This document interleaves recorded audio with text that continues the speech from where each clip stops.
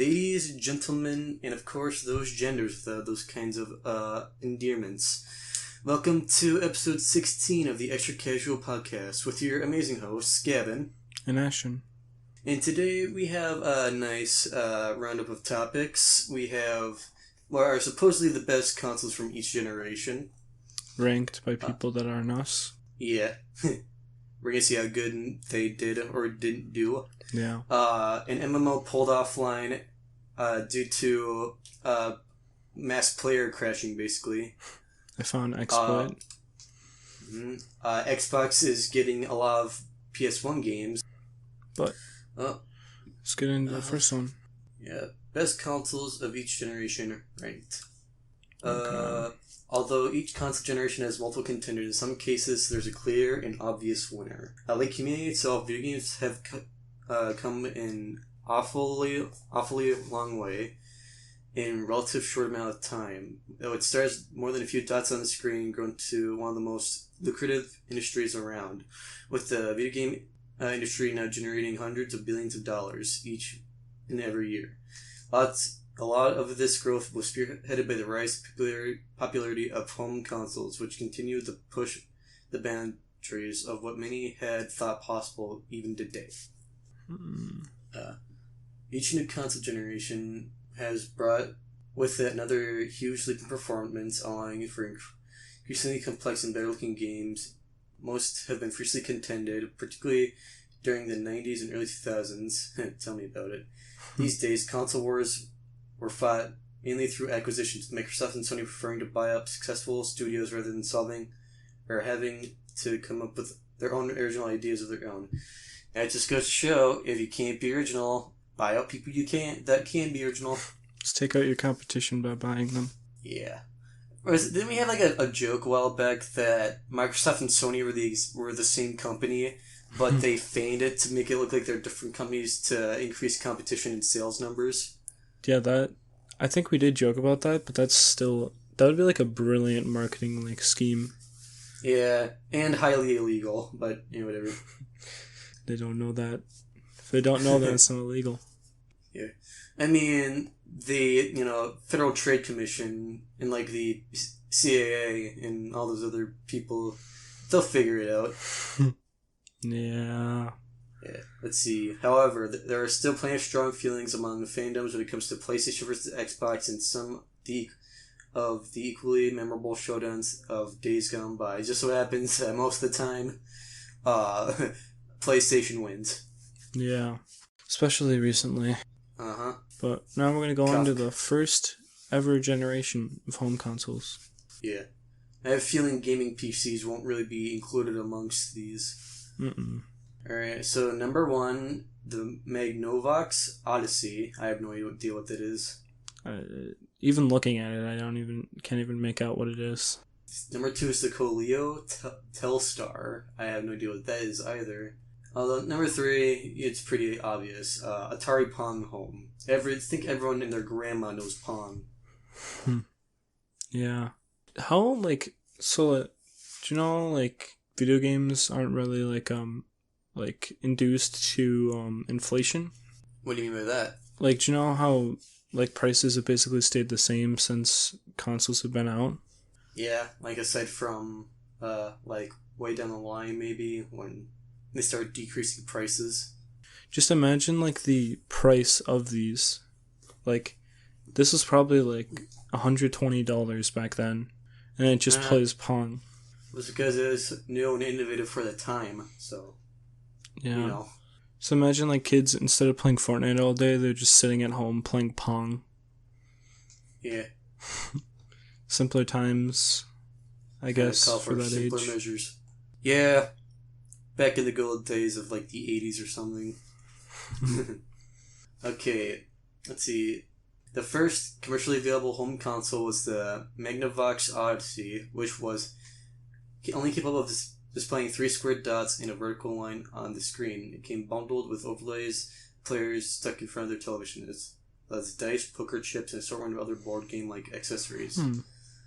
That sounds cool. That's number 1. So, the way it works is you have to put an image up to the screen, and then the lights, depending on what game you pick, with the system, like the lights will move in a certain way. So that's cool. That's pretty innovative.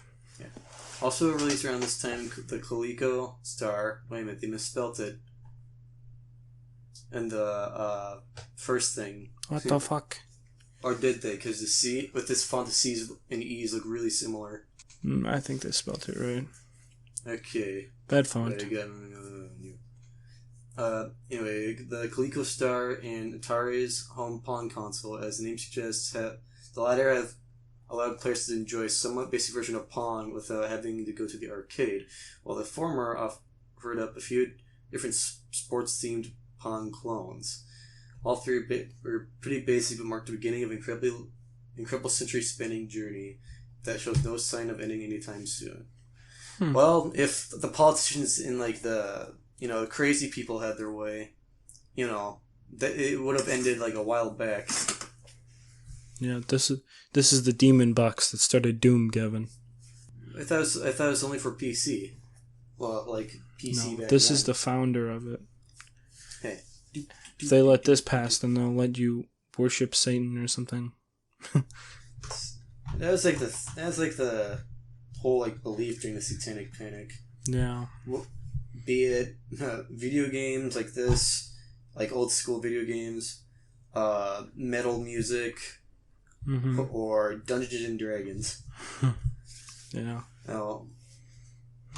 Let's see. Second generation home consoles. Number one is the Atari 2600. I have heard of that. Mm-hmm. Number two is the Intellivision. I think I've heard of that. And number three, the ColecoVision, which I think I also have heard of. Yeah, I think I heard of that one too. One thing to quickly point out, though, before we start reading it is the Intellivision and the ColecoVision have pretty interesting looking remotes. Yeah, looks like it. And if you look, there's two remotes on each one besides the Atari. But the thing looks like a flip phone buttons, where it's ordered 1 through 9 or 1 through 0. And then there's a little knob on the top. Number pad. It just looks super cool. Yeah, definitely looks interesting for the time at least. Now ours is just a ton of just boxes. Yeah.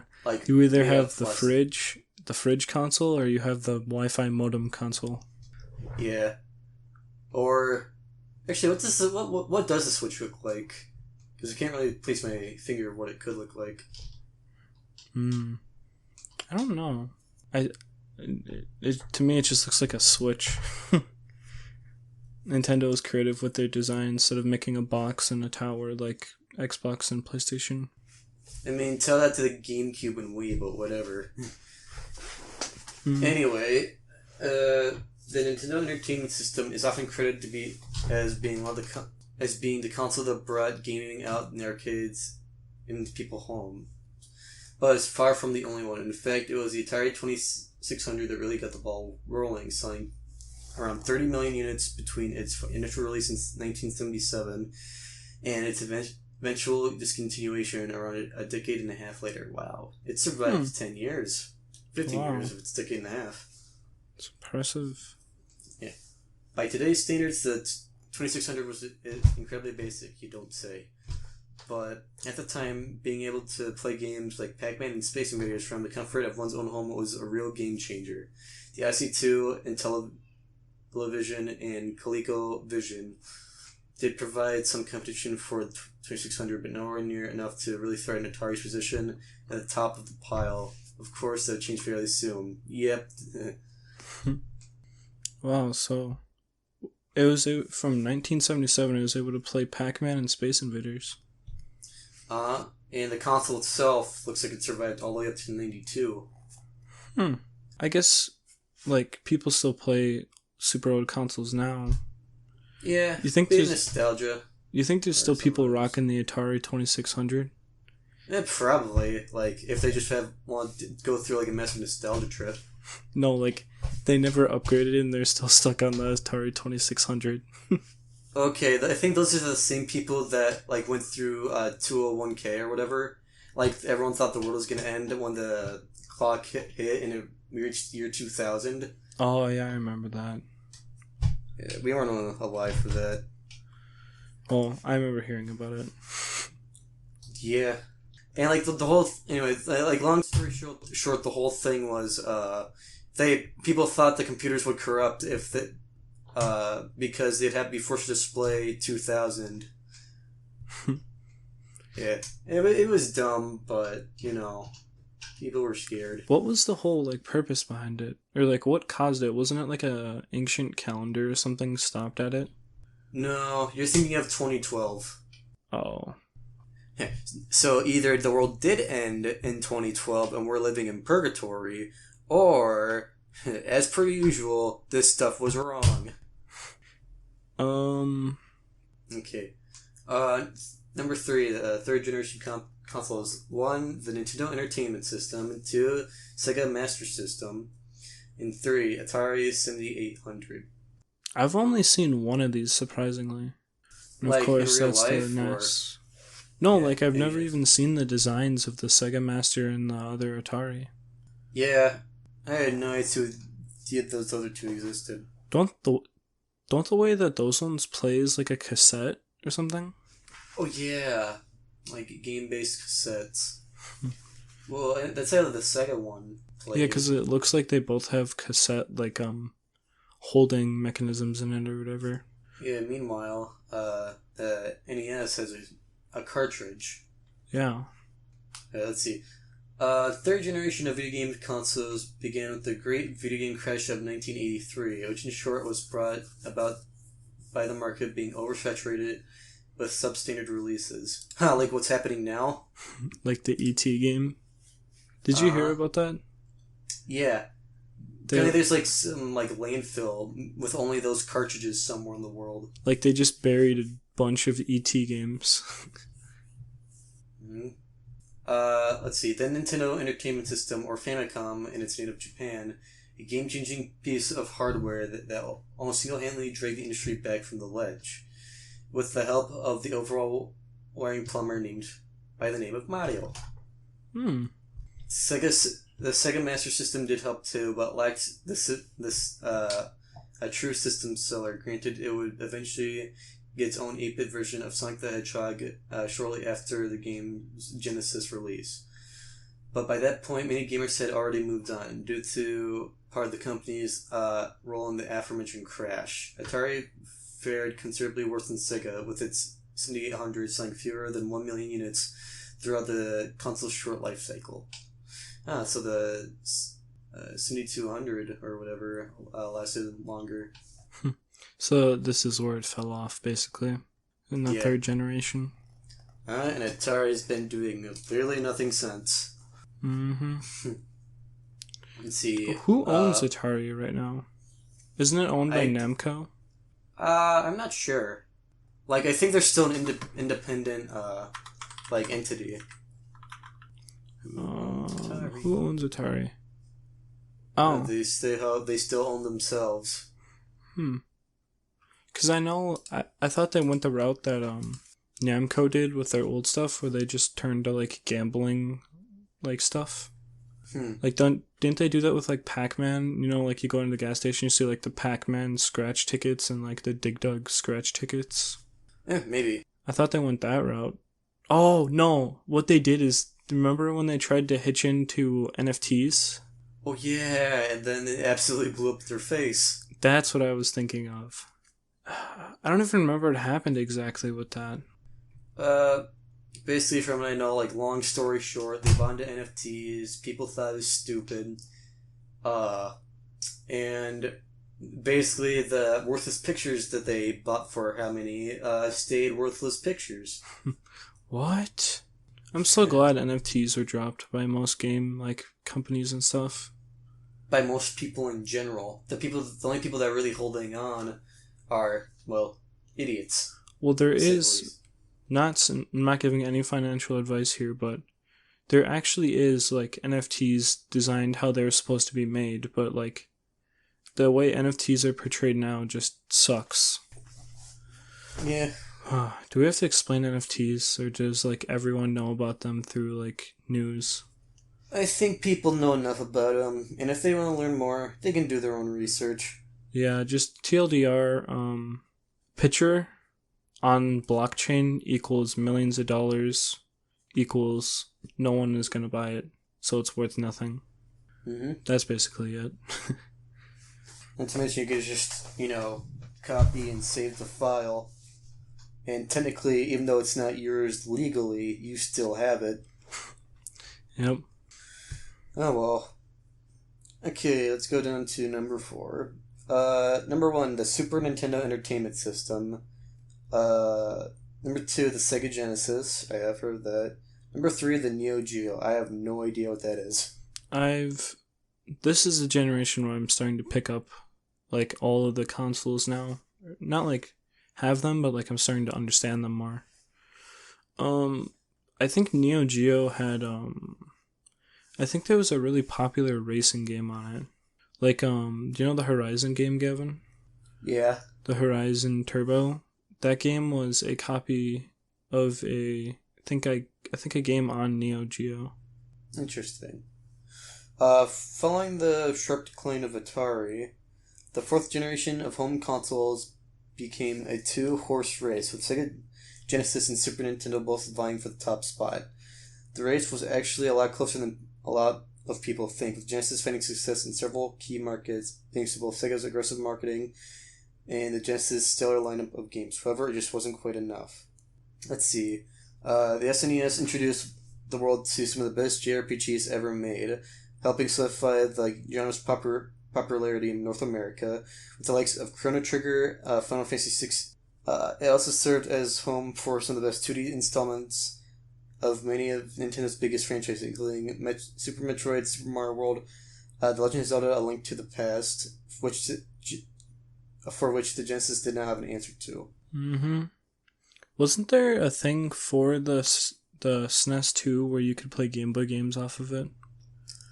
I think so. Or maybe that could have been the GameCube. I forget. Yeah, but basically there was an adapter that started like would you say backwards compatibility in a way, kind of? No, I don't think I would say backwards compatibility. But it was just a super cool feature that most other consoles clearly at the time weren't able to do. Yeah. But yeah, I mean, like, all of the best JRPGs basically came from the SNES. Chrono Trigger, Final Fantasy, Legend of Zelda: Link to the Past, Super Mario, all just extreme classics. Yeah. Even though I've only ever played yeah. I was just gonna say, even though I only ever played one game out of those 3 that you mentioned. Yeah. Anyway, so Generation 5 of consoles. Number 1, the PlayStation. Number 2, the N64, Nintendo 64, and 3, the Sega Saturn. All 3 of those I've heard of. Let's see. The rivalry between Sega and Nintendo during the late 80s and early 90s was a fierce one, with the two companies pushing each other to all new heights. In 1994, a new challenger emerged from the shadows. Sony's disc-based console allowed developers to store considerably more data than they could on cartridges, which led to a huge jump in quality right across the board, and levels of detail players could only have dreamt of up to that point. Though the N64 had some fantastic platformers and a handful of truly top draw first and second party titles, and decisions to stick with cartridges meant that many third party titles could never have made it to the console, and those that did often have missing features or heavily compressed assets. By contrast, Sega's decision to rush the Saturn out the door and abandon all of its Genesis add-ons led to the company losing the confidence of many big third-party developers, which ultimately sealed the fate of both the Saturn and its successor. What would you argue is more popular? The original PlayStation or the Nintendo 64? Well, I mean, if this is like going by sales number, then I think I'm going to have to go with the PlayStation. Yeah. It is ranked the best out of this list, too.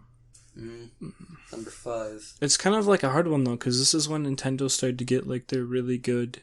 Like, this is when they started picking up on their, like, their own domains and everything. Yeah. They had all their main characters and stuff. Mm-hmm.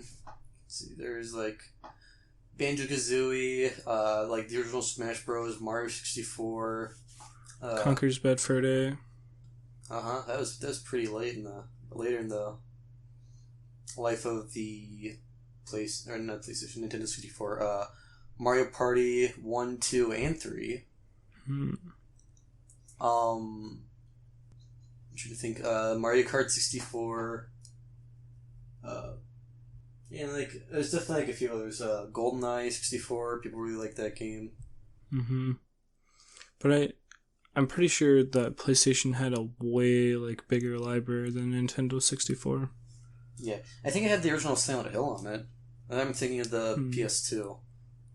Yeah, I was gonna say the same thing about Final Fantasy VII, but I'm pretty sure that that's PS2 also. Yeah. Okay. The Sega and Saturn, I don't know anything about that at all. Yeah. Ooh, this isn't interesting.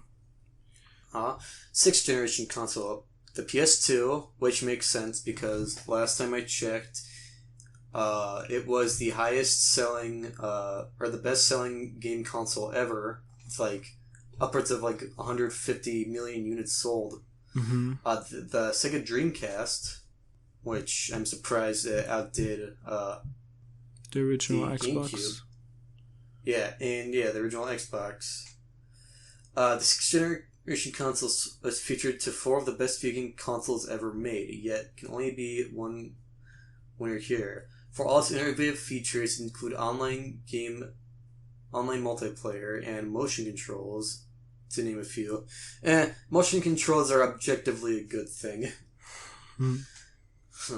Anyway, it also didn't mention that some of the controllers had vibration in them too. Oh yeah, and its excellent selection, which of games, Dreamcast wasn't enough to make Sega up for Sega's many past mistakes. Likewise, also brilliant in certain areas, GameCube's somewhat limited library led to it being Nintendo's worst-selling game console up to that point in time. Which is weird because like there are some banger games like on the GameCube, like Mario Party like 4 through 7, Luigi's Mansion, the original one, Paper Mario 2. Oh yeah, Paper Mario 1 was on the N64. I forgot about that. They had Kirby, I think it was Air Ride. Oh yeah, Kirby 64. That's really good. Yeah, Kirby 64 is on the 64. I'm trying to think, but nothing's really coming to mind. I think one of the Metroid games were like Metroid Prime, I think, was on GameCube, and people really liked that. Yeah, I think so. Game. Didn't they just recently remaster that? Yeah, for the Switch. And apparently, like, there's a Prime 4 in the works, but it's been like in the works for like 7 years at this point, so it's in work hell. Sure. Yeah, development hell. But I mean, there's no way, like, there's not even like an argument that could be had of like PlayStation not being number one in this generation. Yeah, I mean the PS2 had like a lot of really good games, like God of War, like the original God of War was on the PS2. The first 3 Devil May Cry games, which I gave a review to, and I've said that 2 out of 3 of them are good. Hey, this is kind of cursed, but Half-Life, the original Half-Life was on the PS2. Really? I think I mentioned it to you before. It was called Half-Life Decay or something like that. And it was the original Half-Life, and they also had like a bonus mode exclusive to PlayStation. That's cool. But another thing of why this is, like, PlayStation 2 is so popular is because kids were like convincing their parents that it was also a DVD player. That was like a major selling point behind it. Yeah. There was also a fun fact, you could run Linux off of the PlayStation. Really? Linux existed back then? Yeah, they had a Linux disk that would let you basically turn your the PlayStation into an operating system.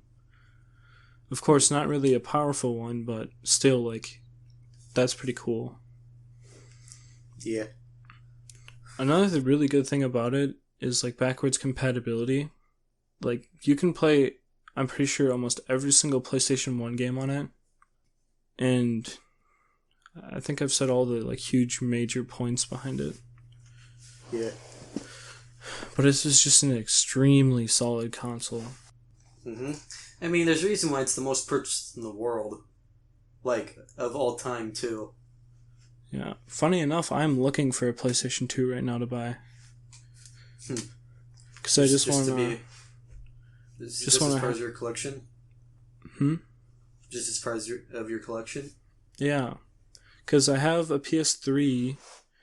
There's a certain model of the PS3 that can actually run PlayStation 2 and 1 games, but I don't have that model. I have one that can only run the original and 3 games.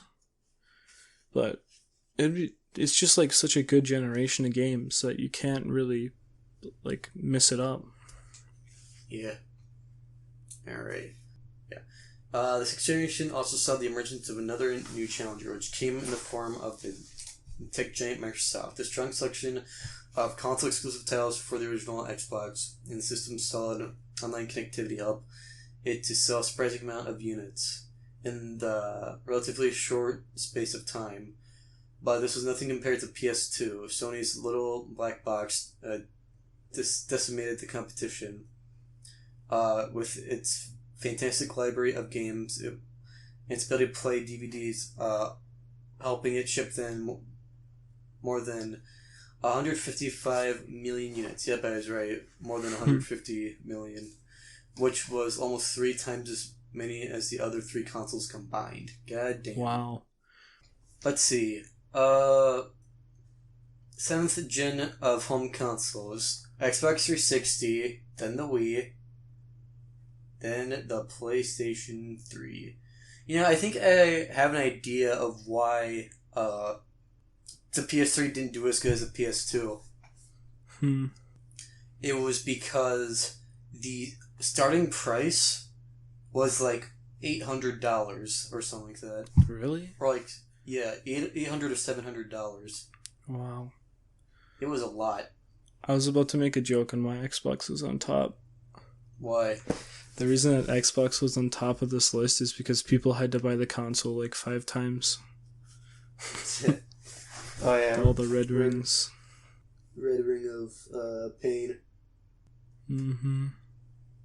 Okay. Let's see.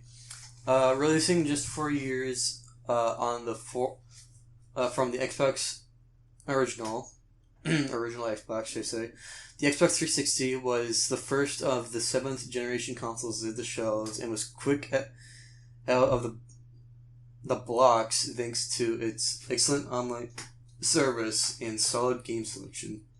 Granted, the PS3 eventually did catch up and even overtook the 360 towards the end of the generation, but things were a lot closer than they were last time around. Sony's 6th generation led more than 130 million units, was cut just a few million, and would likely have been overturned entirely if the 360 had been able to crack the Japanese market. Huh, interesting. It helped that the PS3 is incredibly expensive at launch. Yeah, well, there you go. I didn't really have too many real system sellers right away. Things eventually did start pick up in the years followed, but in fact 2 of the more best-selling PS3 games released the same year as PS4 is a clear indicator of the console's teething pains. Although it did manage to edge out the 360, the PS3 sold significantly fewer units than both of its predecessors and was comfortably beaten by the Wii, which managed to appeal to both gamers and non-gamers alike due to its innovative, though in some eyes, in the eyes of some, gimmicky motion controls. Yeah. I think both the Xbox 360 and the Wii were like major during this generation. Yep. Well, also helped that, the 360 was the, gamer console. Like if you were playing Black Ops 2, you would be playing it on an Xbox 360. Halo 3.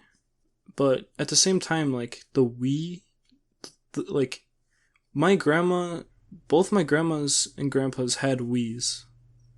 Like it's just like it's just friendly to everyone. Like, the Xbox has some hurdles older people might not be able to do, but the Wii, like, you turn on the Wii, you don't need to sign in, you don't need to make an account. All you do is just put in the game and play. Yeah. It's very straightforward. A lot of that stuff is like more or less saved to the disc, like save files and whatnot. Whereas like the Xbox and the PlayStation 3, you gotta make a Microsoft account, you gotta update the system, you gotta wait for all that time. So I think like the Wii was literally like the perfect like older generation console. Yeah. It also could play GameCube games. Yeah. I remember like I heard that I was described that the Wii basically had a mini GameCube inside of it that doesn't interact with any other parts. So like whenever you want to play a GameCube game, you could.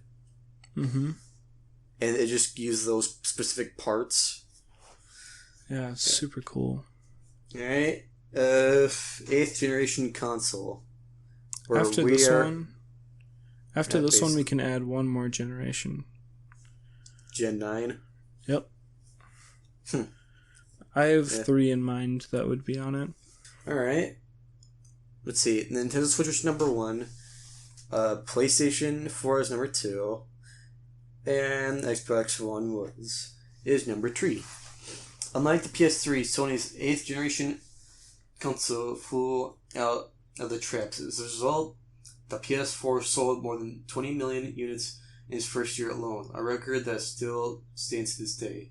These strong sales would continue throughout the console's life cycle thanks to a fantastic selection of first-party exclusives, which would ultimately lead to PS4 outselling Microsoft Xbox One by around 2-1 worldwide. However, just like last time, it was Microsoft that Sony had to worry about. After the death of the Wii U, rest in peace, the Nintendo Switch released in 2017, 6 years ago. Some 3 years on the launch of PS4, and around the same time Sony's and Microsoft's mid-generation refresh. Interestingly, the Switch actually sold fewer units in the first year than the PS4 did due to supply shortages. So basically, the reason why it didn't sell as much is because it sold too much. Genius. Failure for being too successful. Murdered by success. Anyway, the Switch began to sell like hotcakes. Its hybrid nature making it incredibly popular among people with busy lifestyles, while making it great first-party offerings are arguably just as enticing as any of the big PS4 exclusives. Well, let's see. Like, especially with nowadays, like, Tears of the Kingdom, Mario Kart, like, with all the DLC that's coming out. Smash Bros. There's still a massive community around that. Splatoon, if you're into that. I'd argue that Switch exclusives are way bigger than, like, the hype for Switch exclusives is way bigger than the PS4 exclusives. Well, it's because Nintendo has a bit of a better track record of, not letting their fans down for the most part. And their fans just buy almost everything. Yep, once you go Nintendo, it's really hard to, get out. Yeah. There's people that will live and die by, like, the Switch, no matter what. And, like, whatever the predecessor is, or, like, maybe is predecessor the right word? I don't know. Like, or whatever comes after. They literally just... This is going to sound like a bad idea for them, but I guarantee that it'll be better than how the Wii U worked out. Just name it the Switch 2. Or, like, Switch Gen 2 or something. And then just, like, stealth switch all the, like, switches into the new generation. And it's just, like, improved battery, improved performance, and everything. Yeah, it's not using the last gen tech, technically. Yeah. Like, they don't have to they make a big deal about it, and then, like, They could probably keep the price the same of this Switch now too, because they barely changed like the price of it. Yeah. It's still the same price as it was on launch, basically. Yeah. Just basically make a Switch that's more powerful. And the best part about it is that it would have backwards compatibility with the old Switch. Mm-hmm. Maybe they find out a way to like boost the old games, or just like every single Like old Switch upscale. game gets an update or like a patch for the newer games so they can run better. Yeah. Kind of like when the Series X was coming out, like Load whenever times. you get a game. Yeah, like whenever you get a game, like off the one, you also get the like X version. Mm-hmm. To, Or you had to like, pay like if you extra upgrade depending it. on the game for some dumb reason. Yeah. Yeah. Well, probably Call of Duty. But yeah, All right. Well. I think they'd have better success with the two, not like the failure of like the Wii and the Wii U. Yeah. I mean, I've also heard like from people that like Nintendo games that they would, if it was just literally called the Switch 2, they would buy it because the Switch freaking exploded in terms of sales. I mean, obviously not literally. Well, yeah, It blew up. without a doubt, I'm gonna say this like true to my heart. There's probably at least 5,000 plus Switches sold every single day still. Yeah, Because like, it's not that expensive to begin with. So like, if you're like a parent and your child breaks their Switch, then maybe you're just like, okay, I guess I'll fork over more money so I can get them another Switch. Like, the Switch is relatively cheap, so it's a great option for like kids. Yeah. Like, Back. I just thought of some more things I gotta quickly mention about like the Switch being for kids. The screen is not glass, it is plastic, so it's a lot harder to like scratch, scuff, and break. Another thing about the Switch is the controllers are replaceable, which can be good or bad depending on who you are. Like, people argue that they should be a higher quality and all that. And also, the cartridges have a bitterant on them so children don't eat them. So if you go grab one of your Switch cartridges right now and take a lick of it, it's going to taste extremely awful. Yeah. And that's on purpose. And if you're going around purposely licking game cartridges, what's wrong with you? Somebody definitely went and tried it. Yeah, even worse, they probably like it. Okay, Oh, no. So Gen 9, what's your what do you think the top 3 is? Okay. They're not in any specific order, but we could probably work it out extremely easily. My proposed Gen 9 is, of course, PS5, Xbox Series X, and the Steam Deck. That would be a fair argument, wouldn't you think, to have the Steam Deck here? I'd say so. I mean, I have one. And, like, the list was so long that people literally had to, like, they had, like, numbers that had to be called. That's how it worked with you, right? Yep. That you had to get, like, you had, like, a number. When it was called, you would be able to have yours shipped to your place. I ordered it. Okay, for reference, I don't know the exact date. I ordered my Steam Deck literally, I want to say 5 minutes after it was announced, and I got put back 9 months in the waiting queue. Yeah, that's a that's how long 5 it minute took. difference. Mm-hmm. Yeah, I bought mine once like the whole rush was over. Mm-hmm. But the Steam Deck is just so hype. Well, it's because A, there's finally a competitor to the Nintendo Switch. Mm-hmm. And B, it was pretty powerful for what it was. Yeah, and I mean, like, Valve is so open, and it's amazing that they did this. Yeah, if only they could work on their older games more. Actually, I have heard some exciting news about TF2, Gavin. Really? Yeah, I'll show you it after this. I'll show you the video of it, but I didn't go in, like, look into it much, but there's some news that is extremely helpful, I think, for TF2. Nice. But Valve did so much, like, nice things with the Steam Deck. Like, Valve as a company in general is nice. Like, I'm gonna give a quick talk about how good they are, and then I'll get back on the Steam Deck. But Valve said that if like the Steam store ever goes down, they said that they have something in place, or they'll be working on something in place, that if Steam ever gets shut down, all the games that you bought, you'll still own. With, like, Nice. I don't know how they'd ever do that, but they're, like, basically giving you hope that, because, all games online, basically, you're forced to digital. sign something that says that you don't own it. Yeah. But according to Valve, they're going to try to, like, make a way out where you still own the games if Steam ever gets shut down. Yeah, like, you get to keep the licensing. Yeah. But because, back... you can go. Technically, how it works is that instead of owning the game like you used to, you get a license that basically allows you to play the game. Yep, and it can be taken away at any time, basically. For no reason. So, yeah, I mean, if Valve is, like, actively trying to make sure that it can't be taken away from you no matter what, then that's, like, some good shit. Yeah. It's kind of like people are saying that it's not physically possible, which it might not be possible, but they're still trying to, like, figure it out or, like, work it out for if Steam ever got shut down. We can hope. Yeah, but back to how good they are with the Steam Deck. Literally, like, they would have people review the Steam Deck. They had Gabe Newell go out and give the first Steam Decks out to some people. And then one big play that they did that, like, sold it for me is, and for a lot of people, is when they introduced the Steam Deck and everything, they literally uploaded a video on how to maintain your Steam Deck.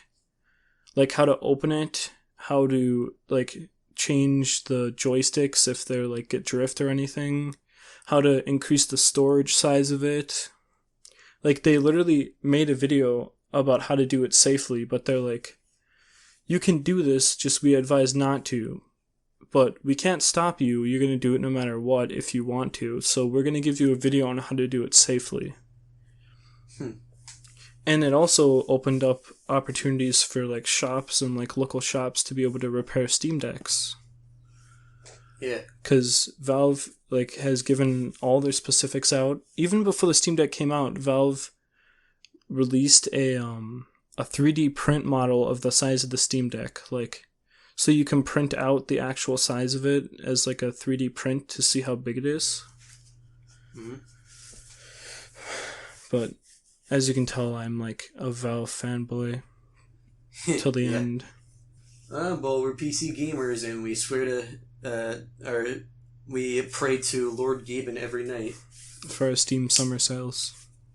Yeah, which I think are over, but whatever. Yeah. Oh. Anyway, I guess to add on to your point, like, for a while, I was, like, kind of wrestling over whether or not I should get a Steam Deck or a Switch, because the Steam Deck is more powerful, but the Switch has better, like, first-party titles, because, Valve doesn't really make games anymore. Yeah. Anyway, yeah, but the Steam Deck won out, just, like, by a little bit, because it's more powerful, and, like, I guess, like, the games were just a bit better. Yeah, in my opinion. The functionality is literally god tier compared to the Switch. Yeah. You can run Windows 10 on it if you wanted. It, like, is a computer in of itself. Yeah. I just have to remember that if I ever go through TSA with that thing, I need to take it out of the case.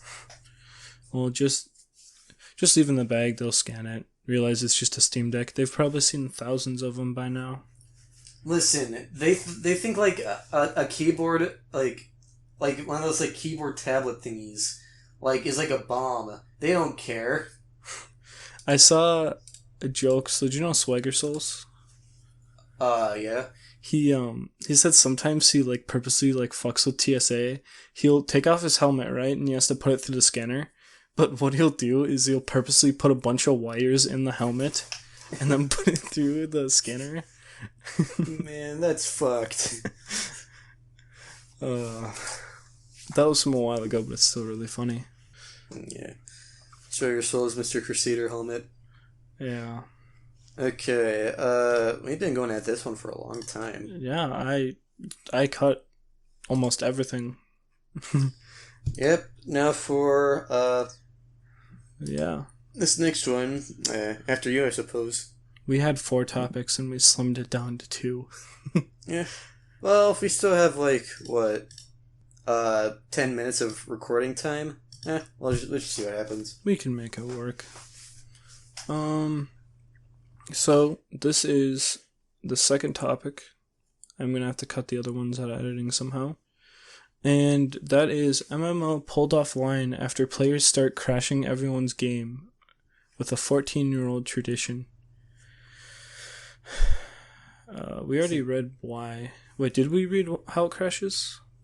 No, at least I don't think so. I read how it crashes. I want to see if you can guess how you think people are crashing each other's games. DDoSing?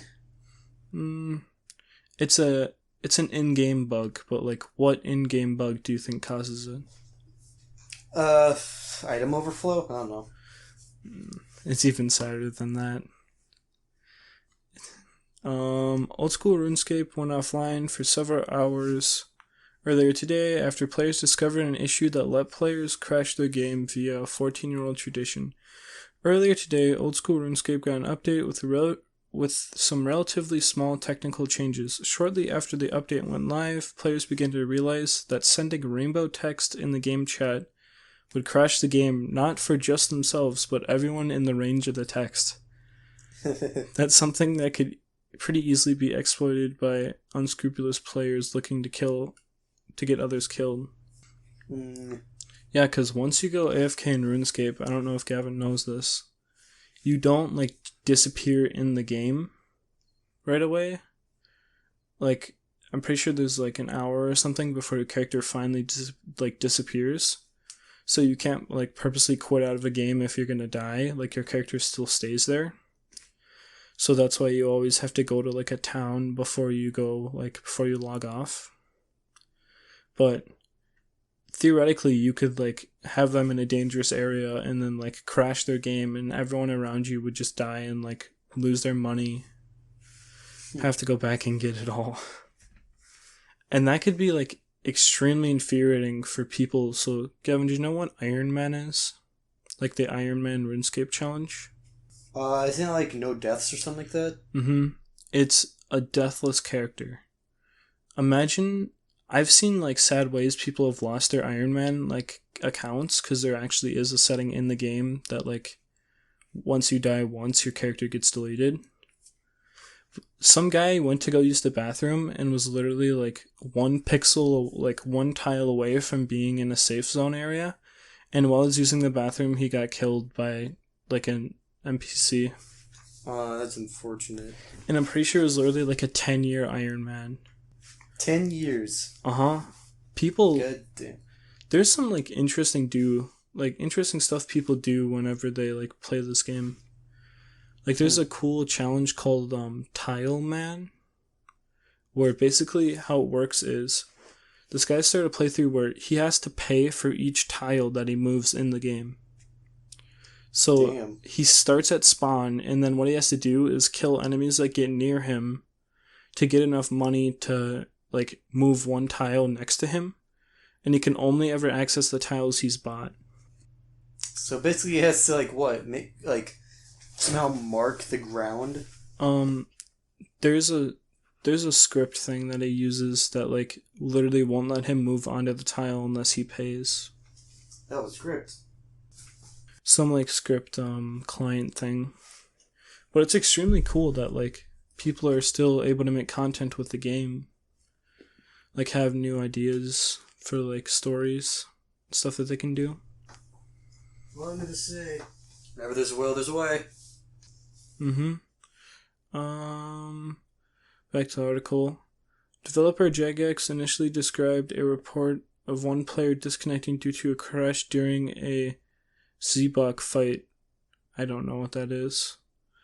But it quickly became clear that it was much wider potential exploit affecting everyone using the Java old school RuneScape client. Within a few hours, the devs have taken the entire game offline to fix the issue. And while everything's back to normal now, players spent the intervening time dragging... What? Players spent the intervening time dragging old school RuneScape's propensity to introducing game-breaking problems with new updates. What does that word even mean? Propensity? I don't know. I gotta look this up. Propensity definition. An inclination or natural tendency to behave in a particular way. That still doesn't help me. Basically, so they're saying the players are always doing this, is what it's saying, basically? Yeah, just like a behavioral tendency thing. Okay, that makes more sense now.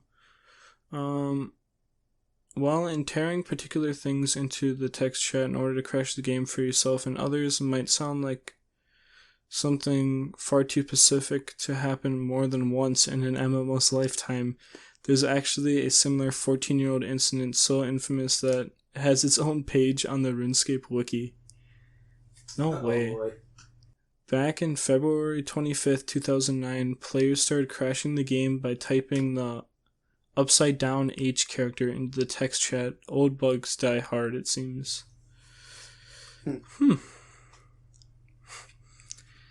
It's funny, I swear I've heard thousands of stories of RuneScape having slight little bugs and hiccups and how stuff works.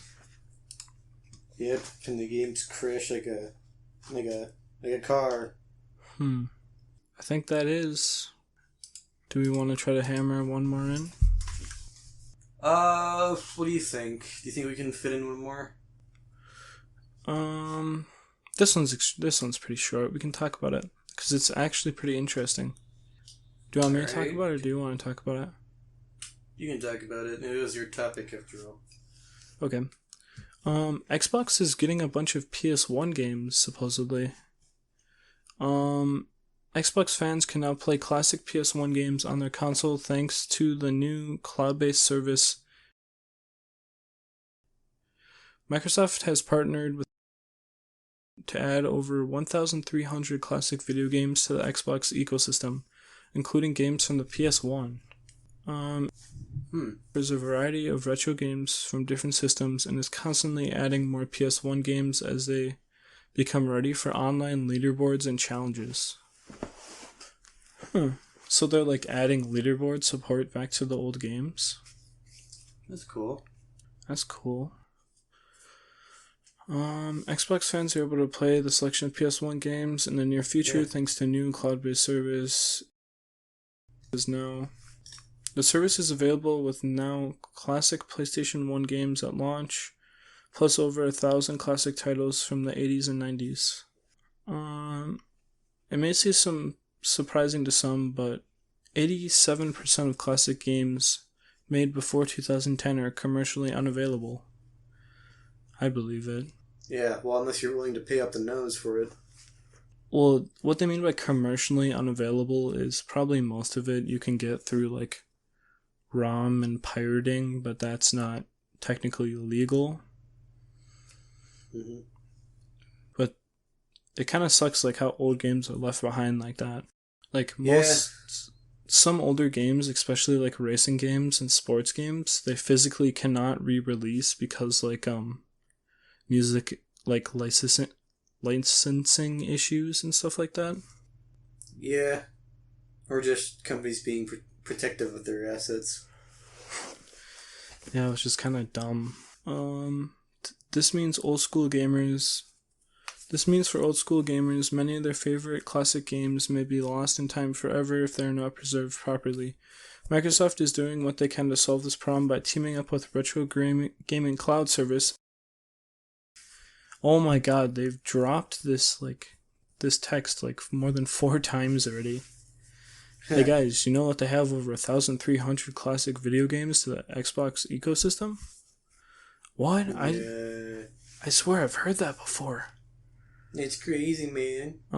The service offers games from many different retro systems, including PlayStation 1, as of today,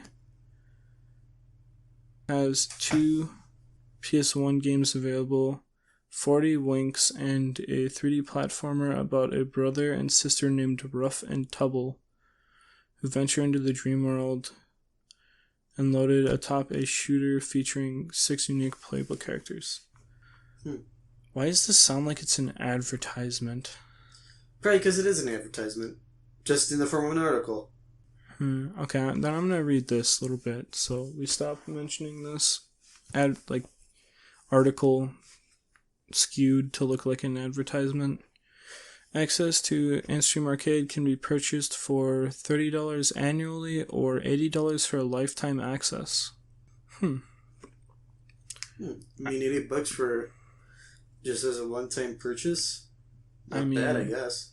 Yeah, if they have all these good games, I guess. Mm-hmm. Currently, over 15 classic systems are represented in the service, from Atari to Sega Genesis to the Super Nintendo. Gamers shouldn't accept first-party games like Super Mario Bros. With the service, but instead players should accept all classic arcade games and third-party retro titles that are hard to find, like Super Star Wars, The Empire Strikes Back, and Indiana Jones' Greatest Adventures. Interesting. Yeah, I can see that. So what they're basically trying to do is just get the rights to stream the games. But of course they can't get the rights to stream the mainstream first party games, of course. Remember when there was news about Xbox wanting to buy Nintendo? Yeah, that's a while back, wasn't it? Nintendo just said no and left it at that. Yeah, they messed it up so hard. And then there was also rumors of Xbox VR with the new Xbox working with Oculus to make new VR stuff with the next generation. I remember that anytime recently. Yeah, that was... I may have just been deceived by clickbait YouTube videos or something, but that would have also been extremely cool. Yeah. But none of it came to fruition. Nope, not one bit. Yeah. I think we've reached the end, Gavin. Yep, this is the end. Yeah. I have a couple things to say, actually. Alright. I mentioned them before, but I gotta re-mention them here. We have a YouTube channel. If you check it out, it's the same as our Spotify name. Yep. ExtraCasual Podcast, almost everywhere. Twitter, Instagram. We don't have a Facebook. Yeah, we don't need a Facebook. Yeah. Because chances are there isn't a person over the age of 50 listening to us. Actually, according to our statistics, there's a couple people in the range of 50 to 60, I guess, listening at some point. Yeah. Whatever. A listen is a listen. It doesn't matter. Yeah, but, yes. Please, 5 stars. Rate 5 stars. Be a gentle person. Other than that, we are finished. Yeah. This is your hosts, Ashton And Gavin. And we will see you later. Auf Wiedersehen. Bye-bye.